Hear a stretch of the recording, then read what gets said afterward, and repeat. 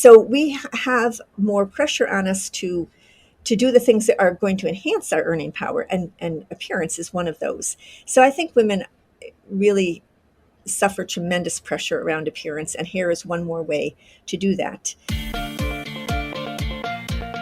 Does talking about your money make you cringe? Are you tired of fighting about finances? Do you want to stop sabotaging your financial happiness? Then you are in the right place.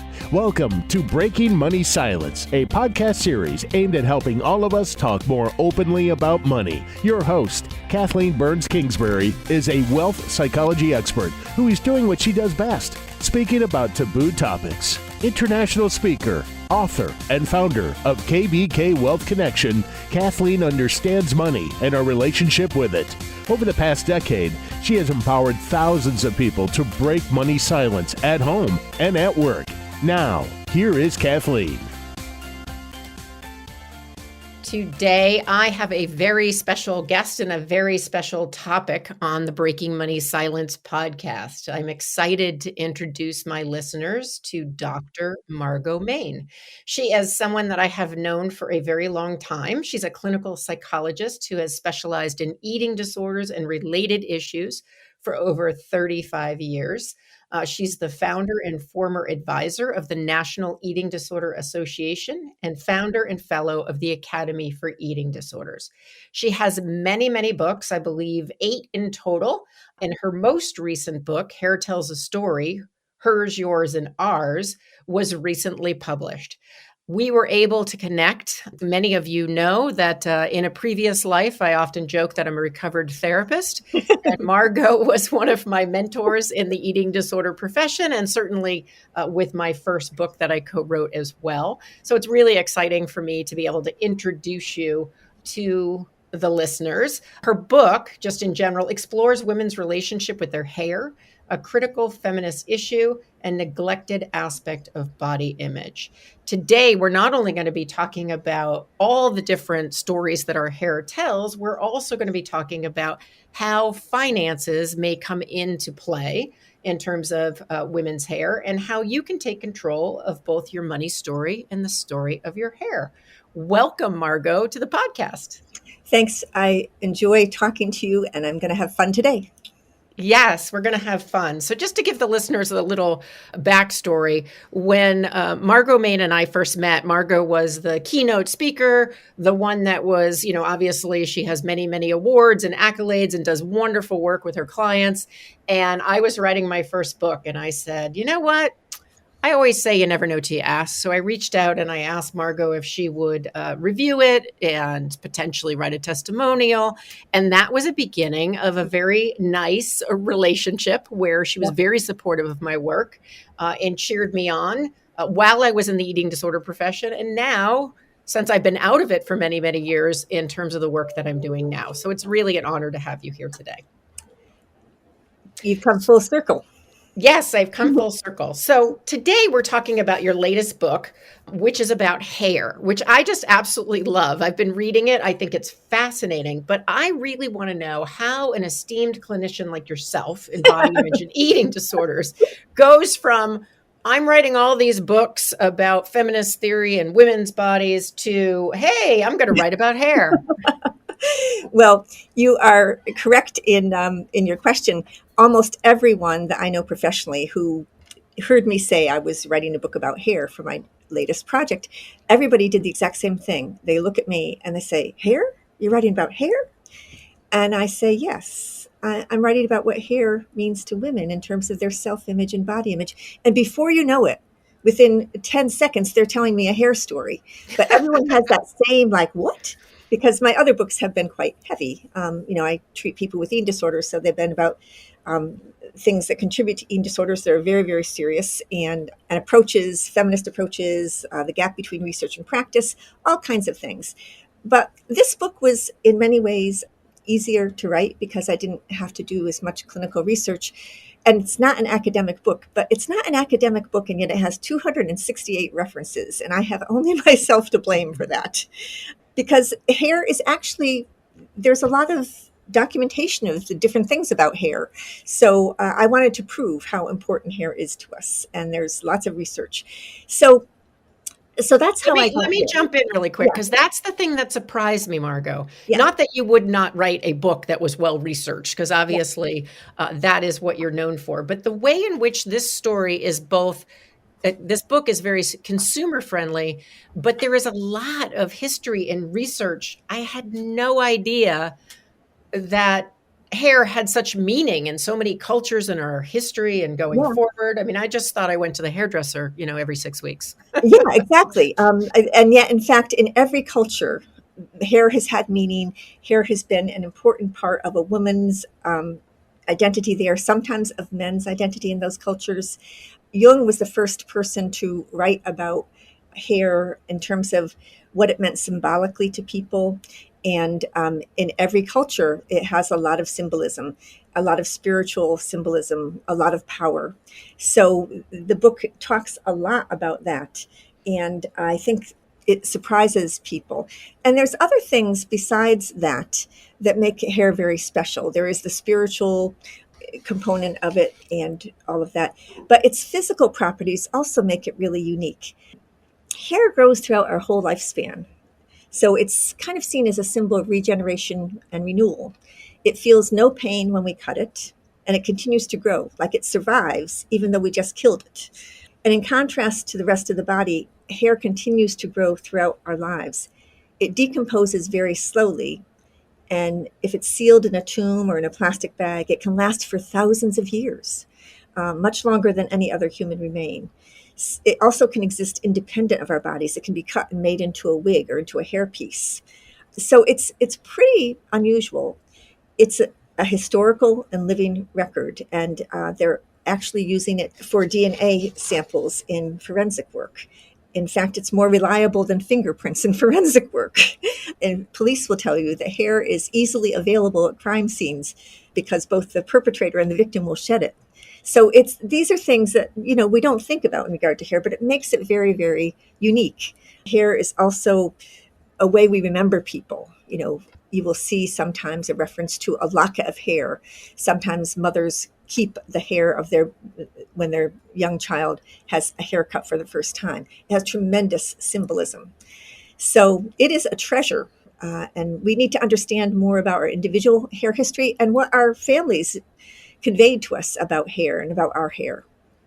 Well, when you read this book, what ends up happening is you start going back, and not only do you learn about the history and the culture and some of the symbolism around hair, you also start to do this self-examination Yeah. of what the messages were about your hair growing up. Before we get into kind of the individual impressions, I was surprised to read how much in history that women have been oppressed through their hair. And Yeah. maybe other people knew this. History is not my strongest subject. But Mhm. can you give us an example of something concrete of where women historically have been oppressed related to their hair, or maybe even how that's happening today? Well, it is continuing to happen. It always has happened. Think of pictures of the Holocaust. Women who were being brought to be gassed often had their head shaved. In the olden days, not so much now, although I'm sure it probably does happen some places, psychiatric patients, women's heads were shaved. So it's a way to kind of disempower and depersonalize a person at critical times. So we've seen that throughout history. But even today, there are cultures that don't allow women to freely express themselves through their hair. As a Caucasian American woman, I've had tremendous freedom with my hair. But for women in other cultures, I'm thinking of Masih Alinejad. She is a journalist and activist from Iran. And she was the first one I know who came forward to talk about the meaning of not being able to wear your hair uncovered. In 2014, she posted a photo of herself on Facebook. Now, this is a activist and journalist who grew up in Iran. And she was in London, and she was running down a street without any hair covering on, and her hair was just blowing in the wind. And it was such a free feeling that she posted that picture on Facebook. And before you know it, She had started a movement that then took off. It became viral, and millions of people responded to her within days as a sign of women needing to be able to express themselves. And she has this saying, her body had been hijacked and replaced with a headscarf. And if you can't decide what you can do with your hair, you can't decide anything about your life. So that was one person who opened up my eyes to all of this. But that's not over. That was 2014.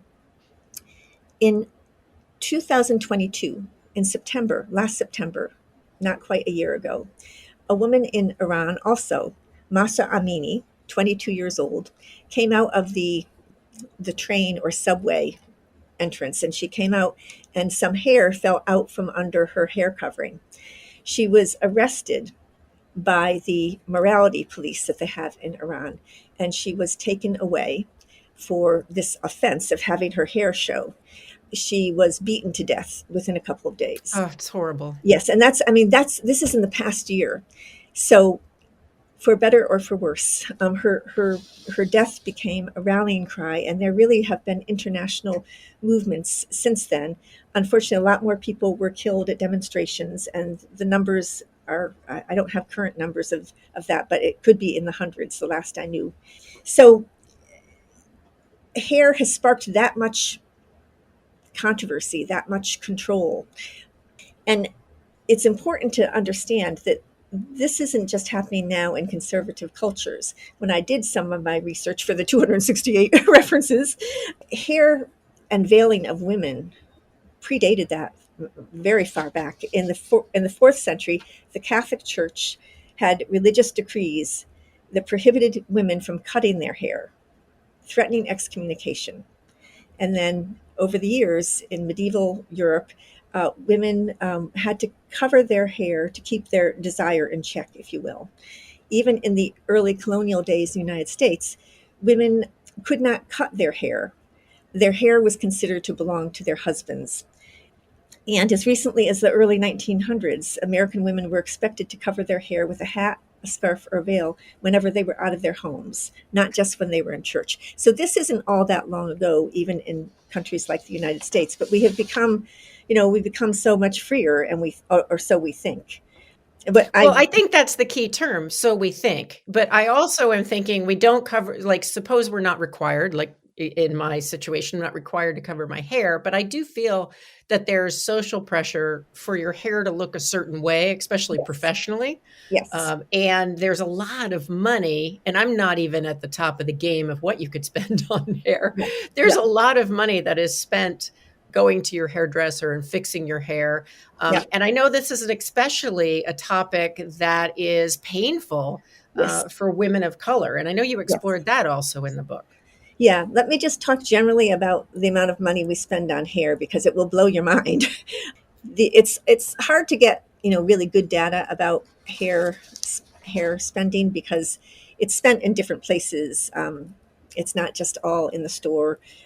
Some people go to hair salons, some people do it at home, whatever. But the total spending in the global beauty industry in 2020 was $483 billion.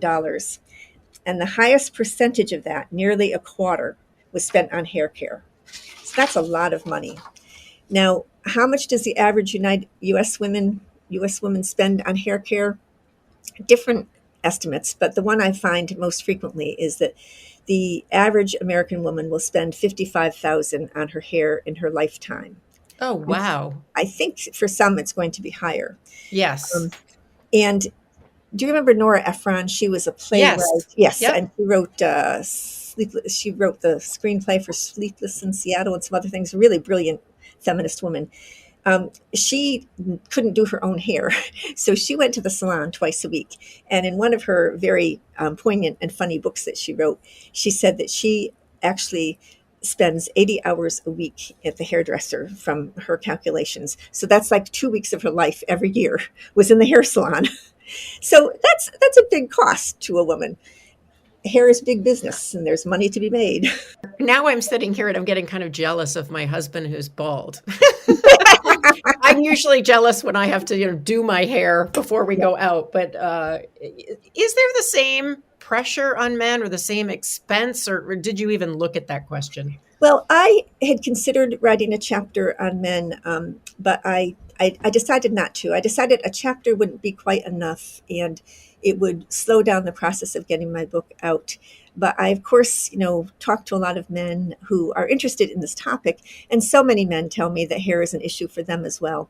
It's usually such an issue when they are bald or balding, but some men who even have, pretty good hair, it's an issue for them as well. So I think that there's more to the case, just as in the field of eating disorders. We now know that there are many more men with eating disorders than we thought years ago. Now that we say that we ask the question, we're finding more men talking about their issues with their bodies, et cetera. And I think the same is the case with men, but they do not have the same pressure around appearance in general that we have. And as women, we earn far less than men do. It's still like 80% on a dollar for Caucasian women, not for women of color and other minority statuses. So we have more pressure on us to do the things that are going to enhance our earning power, and appearance is one of those. So I think women really suffer tremendous pressure around appearance, and hair is one more way to do that. Now, you brought up the issue of women of color. Yes, yeah, I would And love to hear boy, your thoughts on yes, that. I wrote 2 chapters in the book about this, and I could write much more. The fact is that hair discrimination is a fact of life for people of color in our culture.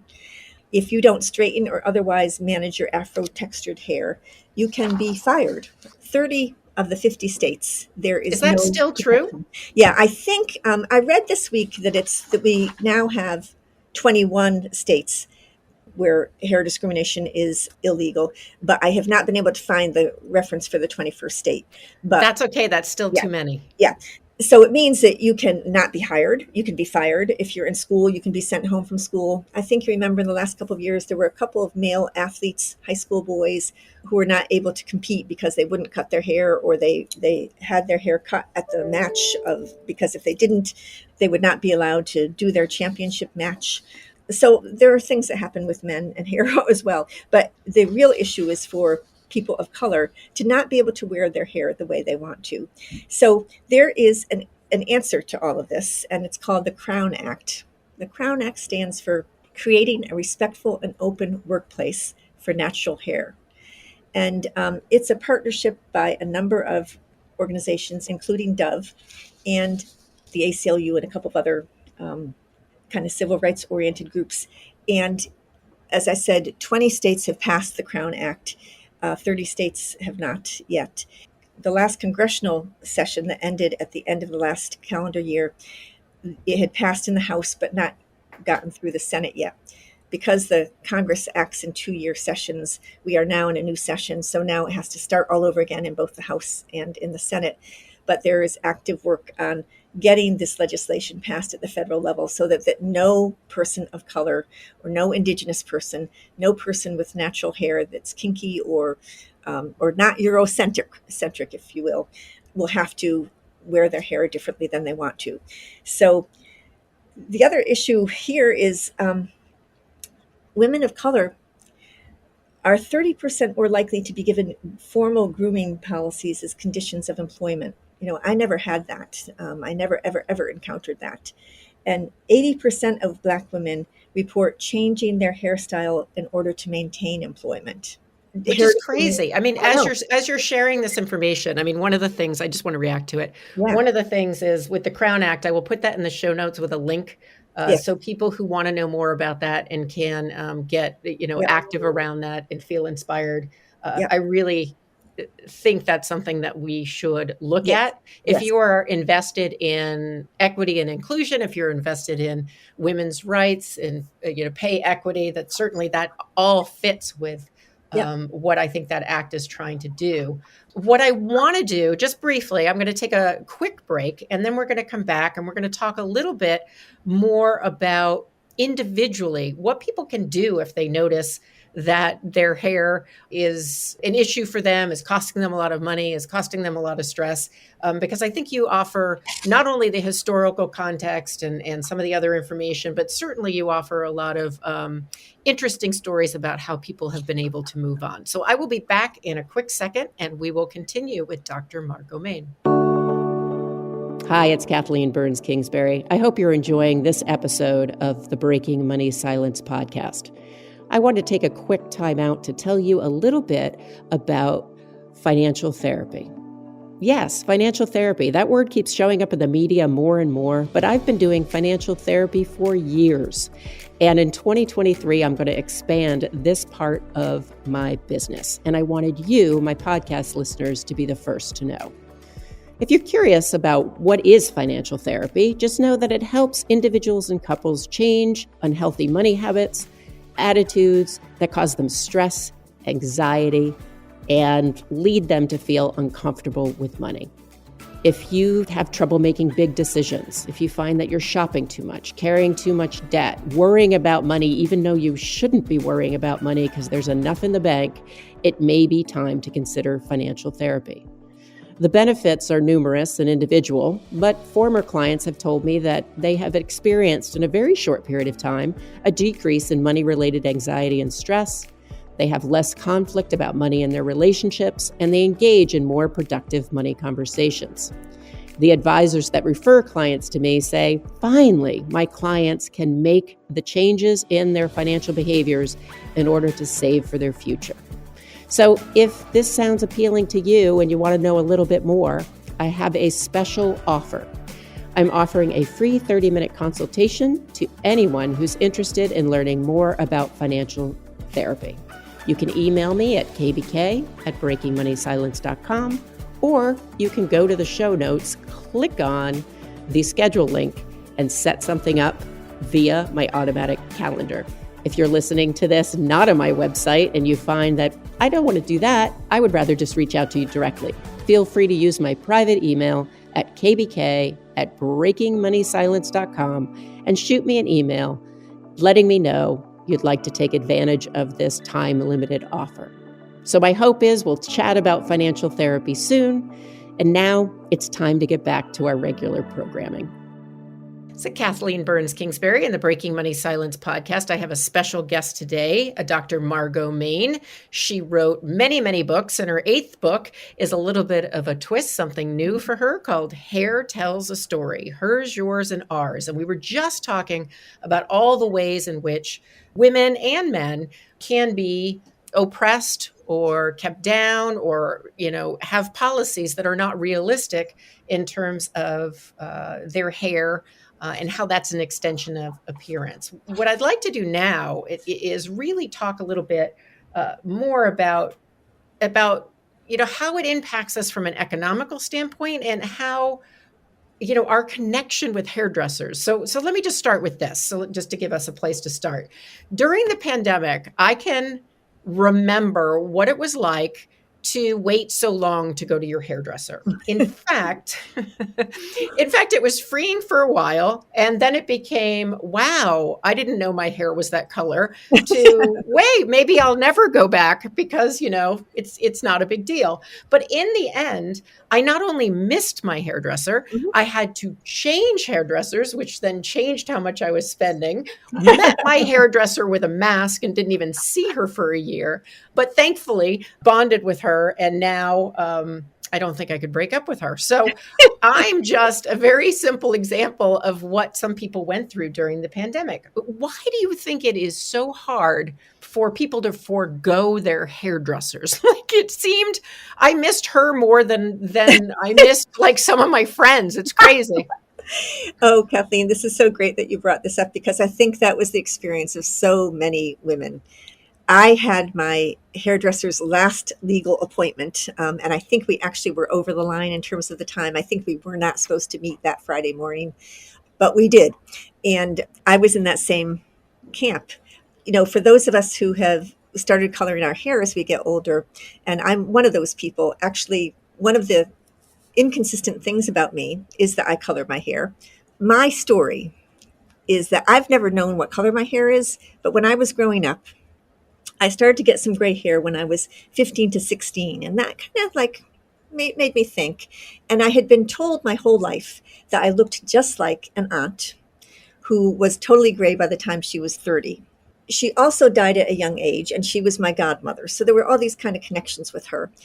And so when these gray hairs started, I was like, gray hair by 30? I don't think so. So as I went through my 20s and into my late 20s, my hairstylist, who is the same hairstylist I go to today, started coloring it with henna. And then that didn't last very long anymore because it washes out. So then we went to a more serious color. So I've been really having my hair colored since I was probably about 30, which is ahead of the time for many people. Although now everybody starts coloring their hair when they're 10 years old. For me, I haven't known my hair color. I have, with my best friend from childhood, we've talked a lot about, going natural, et cetera, et cetera. But neither of us did it until the pandemic. She went all the way. I did not. Once we could see the hairstylist again, I was getting it colored, but much more naturally, just a little bit of color. So now I have some gray and some other colors in it, but I still don't know what color my hair is. I've never known what color my hair is my entire life. It's fascinating. Knowing you, that's even more fascinating. I know. Yes. I know. I'm kind of like, you got to admit, I'm kind of like a control junkie. Like I'm pretty much in control of my life. When I was growing up, I spent a lot of time swimming, and so I was used to it being very natural. But in other ways, I've been more in control of my life than a lot of people are. And I never knew my hair color. When I was little, people used to say they loved my hair because it was so black, and it wasn't black, but people thought it was black. Then they loved my hair because it had so much red in it. I never saw the red in it, but it was like, I felt like my hair was a chameleon, and different people saw different things, and I didn't really know what color it was even before this all became an issue. And I remember filling out my passport application, and you had to check a box as to what color your hair was. And I didn't check off the box because I didn't know what color my hair was. So I handed the application in at the post office, and the clerk handed it back to me, and she said, "You didn't check your hair color." And I said, "But I don't know what color my hair is." And she looked at me and she said, "Brown." And it was like this, I don't know, I felt so let down by having brown hair. Yeah. So the reality is, I don't know what my hair color is now, and I've never really known what my hair color is. And that's so inconsistent with everything else about me. I am absolutely natural in every other way. Everything else about me is very transparent. You ask me anything, I will tell you. But I don't know my hair color. So that has some meaning in my life. And I think for all of us, hair takes on meaning that we don't really understand until we take some time to think about it. I recently spoke to a woman who is in her late 70s. She may be about 80, and she's someone I think a lot of. And I had sent her a copy of my book because I know her as a friend.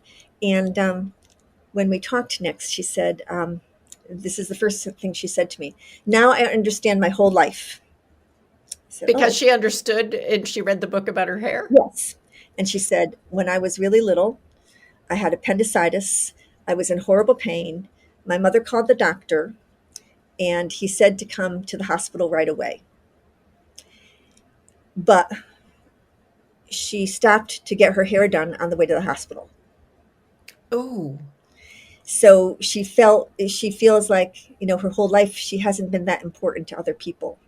And she never understood this connection to what happened when she had appendicitis and her mother had to get her hair done.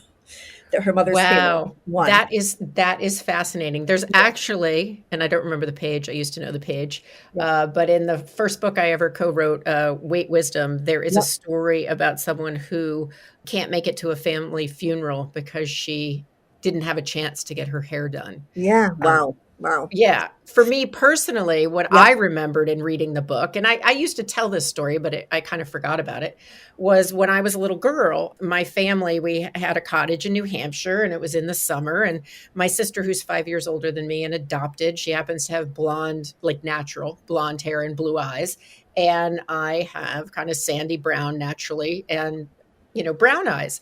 And I can remember a very well-intended but misplaced moments where my mother would spray my hair with Sun-In and sit me out in in the lawn with the idea that, now I don't think she ever said this, but I took away that I needed to somehow match my sister's hair.